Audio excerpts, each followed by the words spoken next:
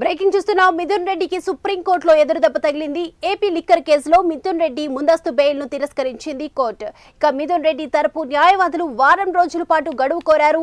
గడువు ఇచ్చేందుకు కూడా సుప్రీంకోర్టు నిరాకరించింది. హైకోర్టు బెయిల్ నిరాకరించడంతో సుప్రీంకోర్టును ఆశ్రయించారు. లిక్కర్ కేసులో తన ప్రమేయం లేకపోయినా రాజకీయ కక్షతో తనను అరెస్ట్ చేయాలని ప్రయత్నిస్తున్నారని పిటిషన్ వేశారు. అయితే సుప్రీంకోర్టులో కూడా మిథున్ రెడ్డికి ఊరట లభించలేదు.